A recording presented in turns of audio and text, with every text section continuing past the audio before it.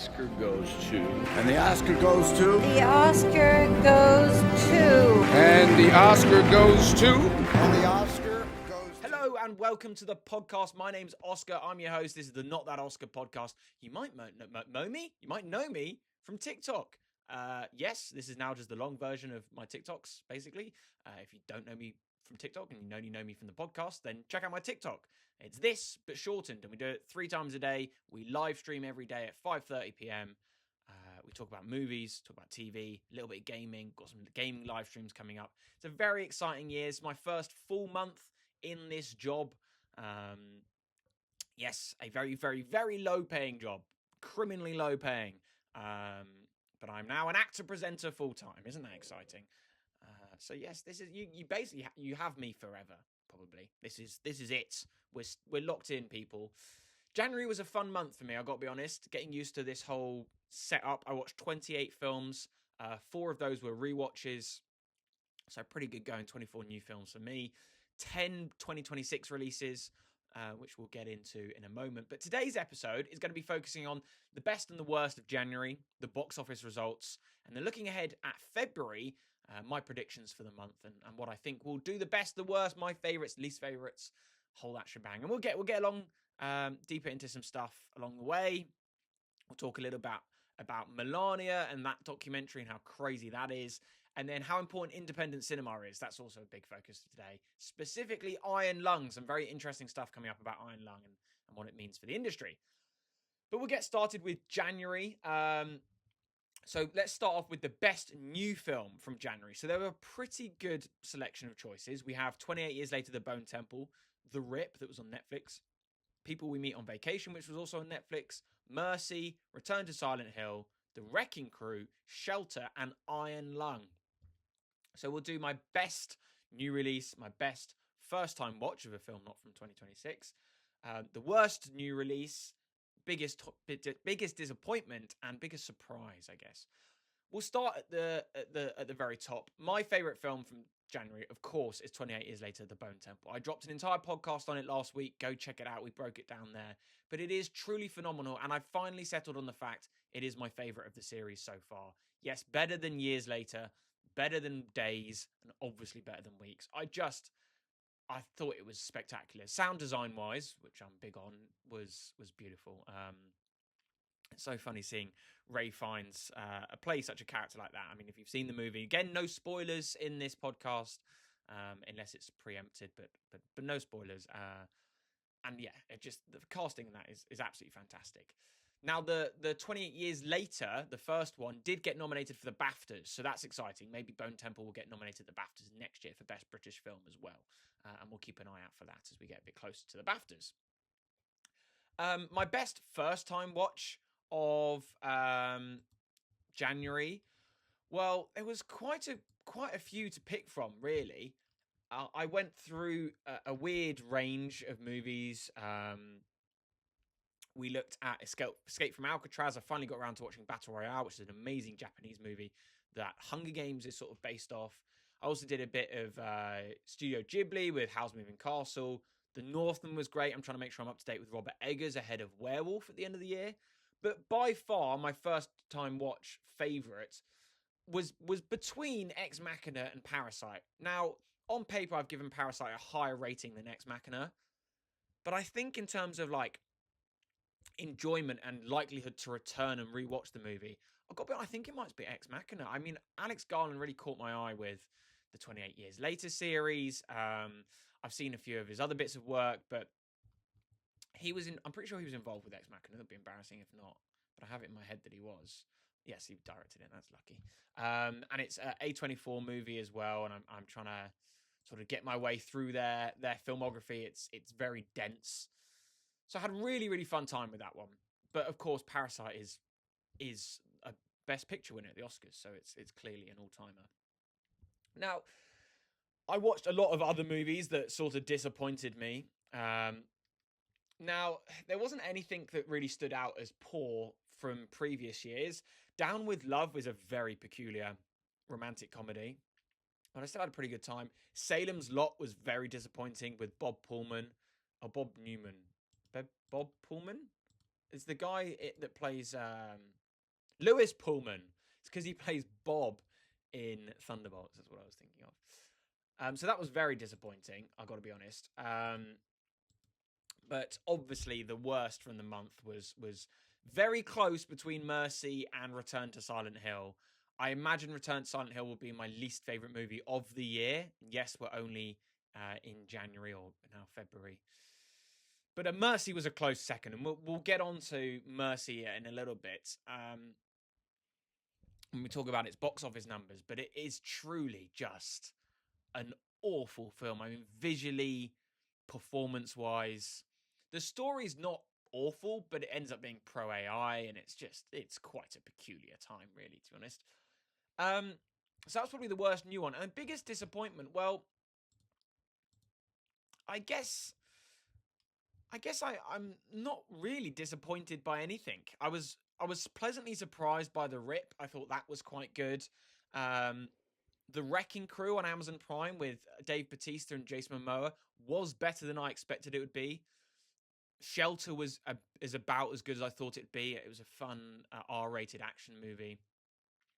And Iron Lung just completely caught me off guard. I mean, I was confused the whole way through, but visually and sound design-wise, it's just amazing. I mean, independent cinema is incredibly important, and we will dive deeper specifically into Iron Lung in a bit. But it's, I mean, just what a film, and the triumph to get that made is truly quite amazing, to be honest. I managed to start the podcast with something in the back of my throat. It's a little froggy, so we'll just have a quick sip of water.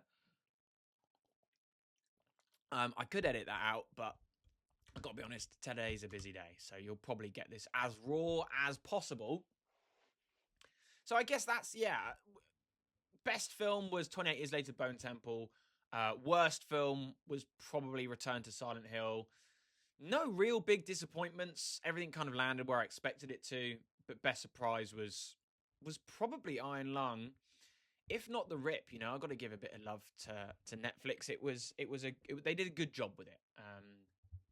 But I guess let's get into one of the two main topics of today, which is the box office.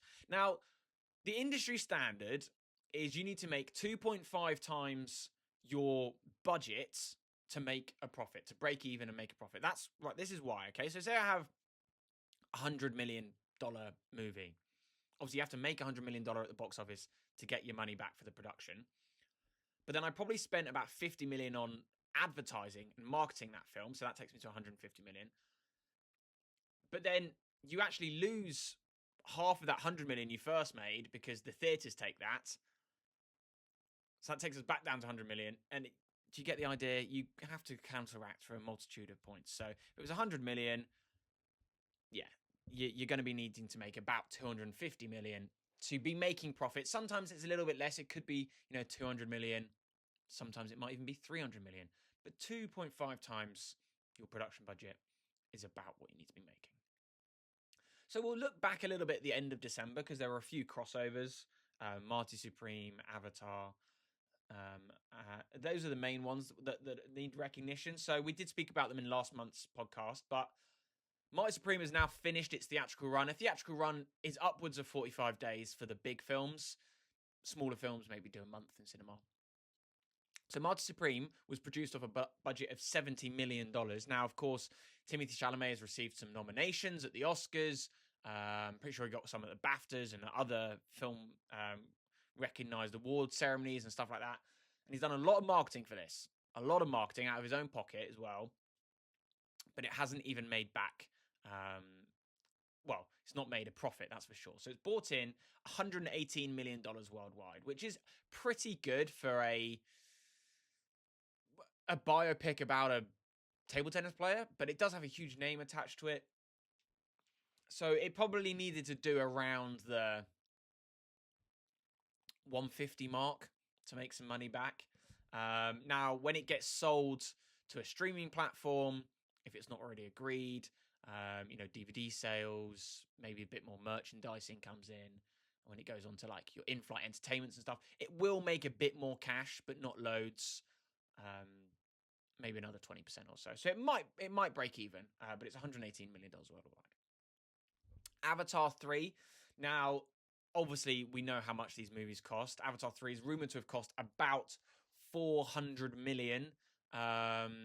It needed to make about 900, 800 million to break even, which is crazy. Well, thankfully, with $1.4 billion in the bank from its worldwide box office, means we will probably get 4 and 5 confirmed very soon. It's not finished its theatrical run. It still takes up a few screens at my local cinema. It'll be going for another couple of weeks at least.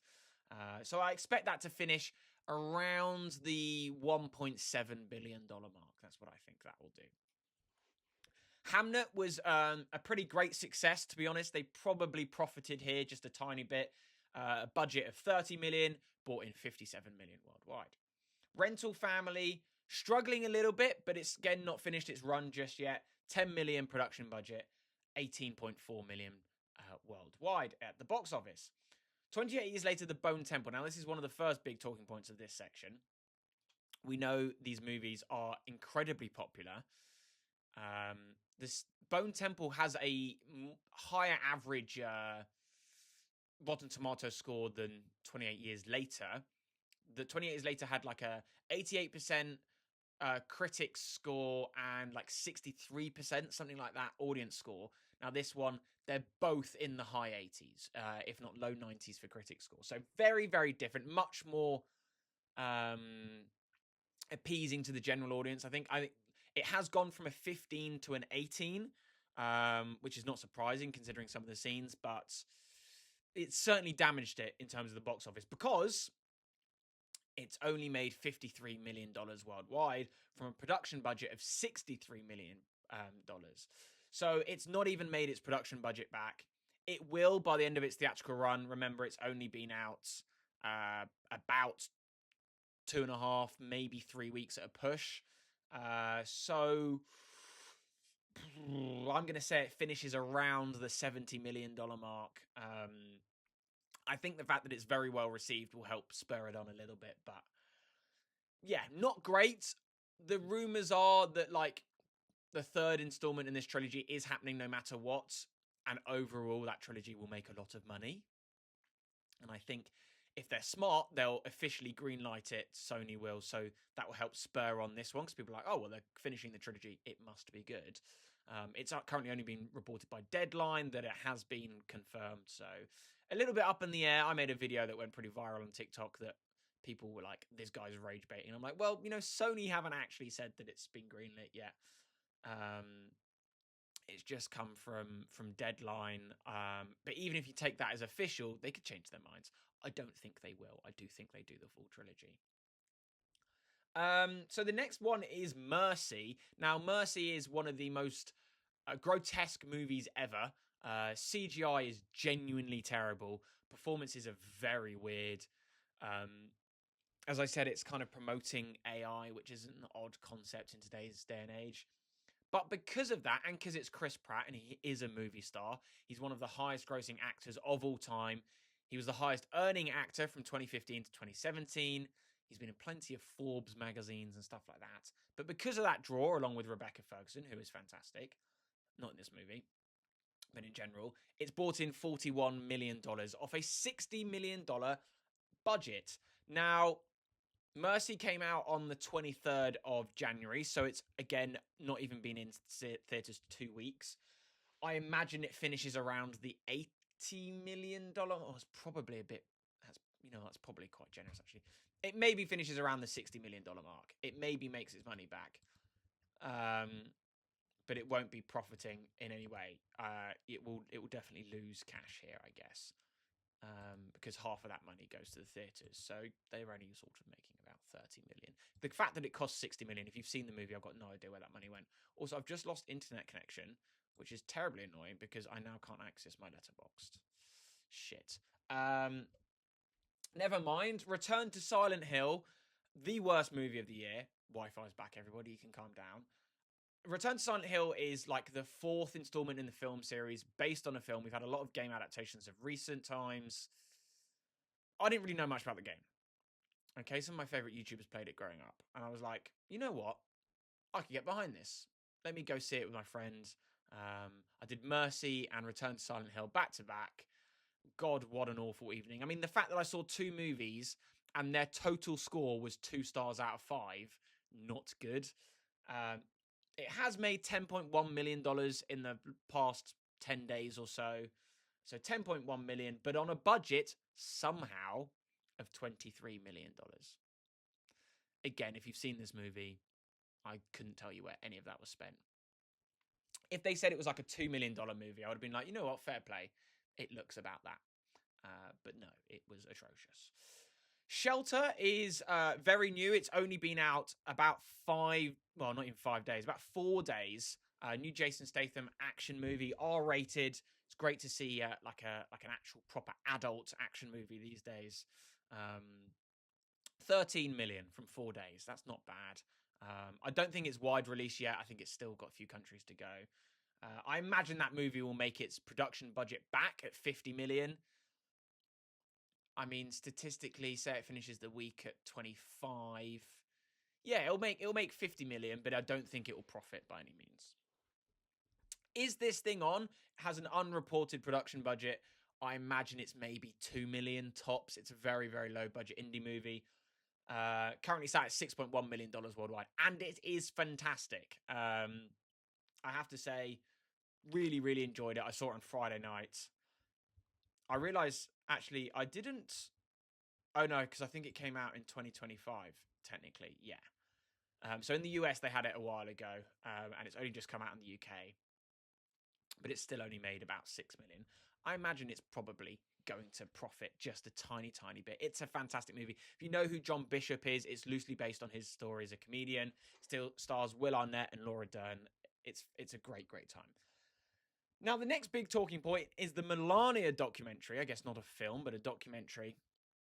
Now, Amazon Studios produced this one, and it cost them $40 million. And you think, well, Oscar, what the hell does a documentary require $40 million for?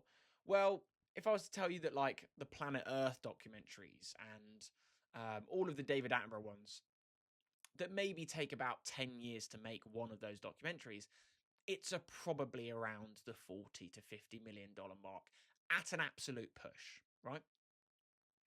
But Melania got paid $28 million to make this movie.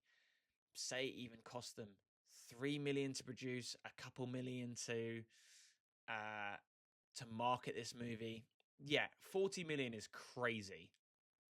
And the fact that she's pocketing $28 million, but it's not. This isn't made to make money. This Amazon aren't expecting to make a shed load of cash on this one.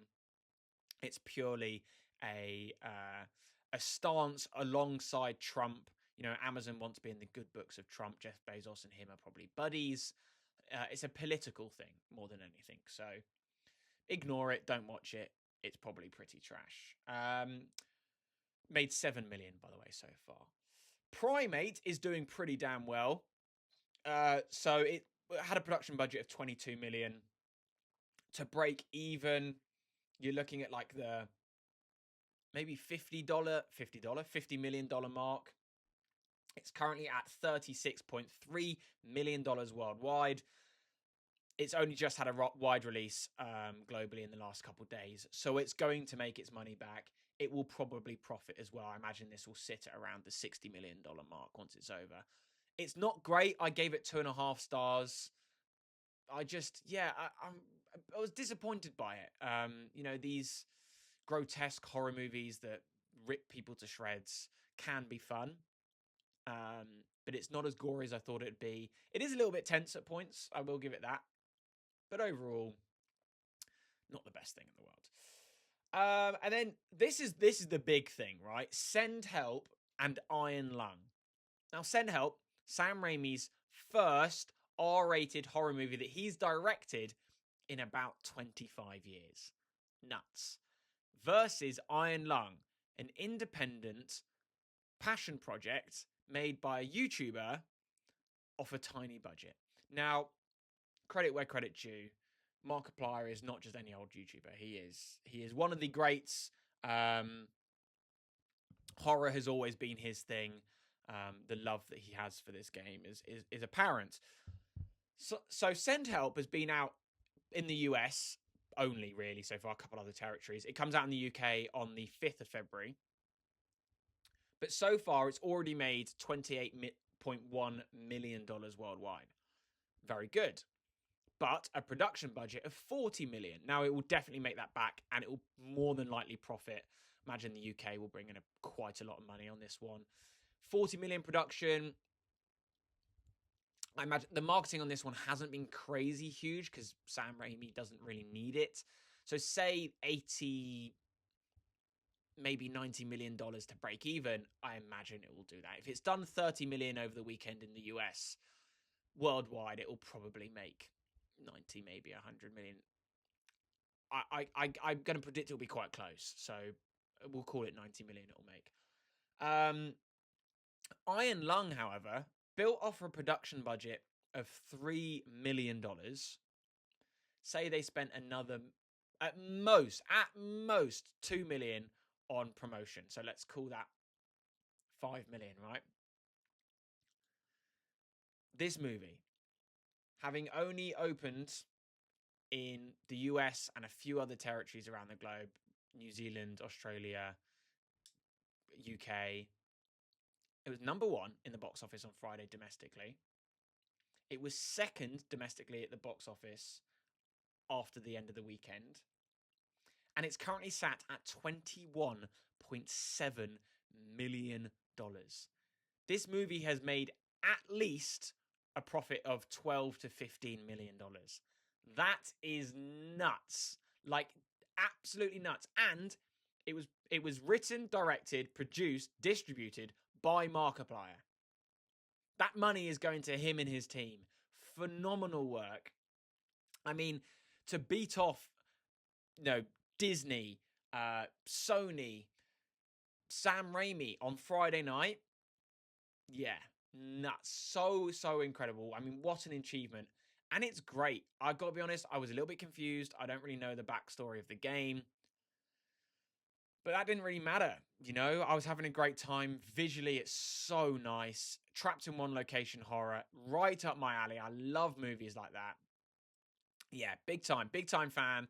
I might go watch it again to be able to try and understand a bit more, and also to support Markiplier. I think this is not just about him succeeding; it's about the success of independent cinema. And I'm weirdly proud of him, to be honest. I think this is just what an achievement! Absolutely, what an achievement! So that kind of wraps up the box office of January. Does anything surprise you? Let me know in the comment section, of course. We can take a quick look at February. I have a banging headache, as I have had one for about the last month. If you're new here, I've been telling everyone that I think I might be dying. Who knows? So I'm just going to pause, have some water, and then we'll be right back to talk about my potential favourites, what I'm looking forward to in February, and some general predictions. So I'll see you in a moment. Hello, everybody. I return. I'm a bit of water in the system, feeling refreshed. I feel like I'm worried that was quite a monotone start to the podcast. So I'm going to try and liven up. I mean, I am live streaming tonight as well. If you're new to this, we live stream on my TikTok every day, Monday through Friday, and then often once at the weekend as well. So I guess not every day, but your boy needs a day off. 5:30 p.m. UK time for about 2 hours. Sometimes it might be a game, not that often, so don't worry. It'll be mainly movie and TV talk, movie news, movie games, movie chat, the whole shebang. You get the idea. Let's take a look at February, because February is going to be a very fun month for cinema. Oh, I nearly choked on something. This is what is coming up in February, so make note should anything tickle your pickle. We have the following. Send Help comes out in the UK, R-rated horror movie. Cold Storage, R-rated comedy horror starring Joe Keery. Hamlet, which is a reimagining of Hamnet with Riz Ahmed. Crime 101, which is a Chris Hemsworth, Halle Berry, Barry Keoghan action movie. Goat, which is the Caleb McLaughlin animated about a goat that wants to be a basketballer. Looney Tunes, The Day the Earth Blew Up, finally coming to the UK. It's been out in the US for like 6 months. A family animation. Whistle, which is an R-rated horror movie with Daphne Keane and Nick Frost. You also then have Wuthering Heights. Now, this is going to be a big topic. It will be one of the films that I do a specific video on. So we'll break down Wuthering Heights. I'm seeing it on opening day on the 13th of February, kind of like midday. So I'll get a video out on that probably on the Saturday. Yeah, that's about right. That's a romance drama. They've obviously changed a lot of things. They've whitewashed it. Apparently, they are pretty open about the fact it's not particularly faithful to the book, so we'll discuss that in further detail.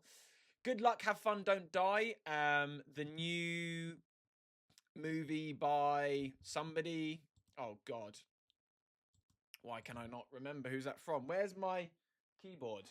Sorry, everyone. I lost my keyboard. Let me just have a look at who. Why can't I remember? Look, Good Luck, Have Fun. Why can't I remember who did this? I know that it's Sam Rockwell. Gore Verbinski, that's right. Gore Verbinski, for people that don't know, did the Pirates of the Caribbean trilogy. Yeah, the best ones, 2003, 2007, 2008. So that is Black Pearl, World's End, and Dead Man's Chest. He also did The Ring. He also did Rango. I like The Lone Ranger, I've got to be honest. He's a great director, and it's exciting to see him back. We haven't seen him in, I'm going to say 10 years. Is that about right? Yeah, Cure for Wellness and Lone Ranger. So they were about 10 years ago. So very exciting, really, to have him back. We might do a video specific on that. Maybe we'll combine it with a few other things. There's a couple other movies coming out at the same time. Waste Man is a prison drama that absolutely everybody should watch. It's got David Johnson. It's got Tom Blythe. It's gut-wrenching. It's visceral. It's very exciting. Prison-based drama. Go watch it 20th of February. Not sponsored. Would love to be, though. If I Had Legs, I'd Kick You. This is a comedy drama starring Rose Byrne. She's been nominated for Best Actress at the Oscars because of her performance in this. I saw this at London Film Festival back in October. I struggled with it. I have misophonia. It's a hatred of certain sounds. It's a very intense movie. Secret Agent, Wagner Moura. This guy was nominated for Best Actor at the Oscars. So Secret Agent comes out at the end or middle end of February. So check that out as well. And then Scream returns with Scream 7. Now, I've only seen 2 Scream movies, Scream 1 and Scream 3. I hear Scream 4 is the best. Will I do a retrospective before the 7th one? Undecided. Let me know whether I should or shouldn't. So out of all of these, what I've already seen, I've seen 1, 2, 3. I've seen 3 of them out of the 1, 2, 3, 4, 5, 6, 7, 8, 9, 10, 11, 12, 13 movies. Already, I can tell you Waste Man will probably continue to be my favorite. I will rewatch all of them that I have seen already and all of the new ones. Send Help could be up there. I hear it's fantastic from the Americans. Good Luck, Have Fun, Don't Die as well is a strong contender. But let me tell you, the Waste Man is amazing. So that's probably what I think my favorite would be. Most disappointing, I'm expecting maybe to be most disappointing. Maybe Crime 101. I just think it's going to be like a very average action movie. Worst will probably go to... Worst will probably go to maybe Scream. I might go see Scream 7 anyway, even if I haven't seen the previous ones, just to experience it. I don't think I'll enjoy it. Best performing will go to Wuthering Heights. I imagine it'll make a shed load of cash, even if it's not very good. And then worst performing, I think will probably go to either Secret Agent or Hamlet. I hope Hamlet's quite a small production, so it might make its money back naturally. Secret Agent, international film. People are still idiots. They're not opening their minds to this kind of thing when they should. So, potentially that could be the one that underperforms. Scream will make a lot of money, whether it's good or bad. It's a very exciting month for cinema. Let me know what you're most excited for. I'm trying to think if there's anything big coming up that I need to notify you on, apart from, of course, checking out the TikTok, keeping an eye out for videos and whatnot. I will be doing a specific video on Wuthering Heights. I imagine Send Help I'll do part of a video on. I'm going to be doing... what's next week's video? I don't know. So maybe we'll do that on Send Help. And just a general chat about news. We'll do a movie news. Because I want to talk about God of War castings, new game adaptations, Lara Croft, the future of Marvel, and we should be getting some teasers within the next couple of weeks. Also not far away from Daredevil returning, Invincible. There's a lot going on, so do stick around. We've hit the 30-minute mark. I try not to go over that sort of period if possible.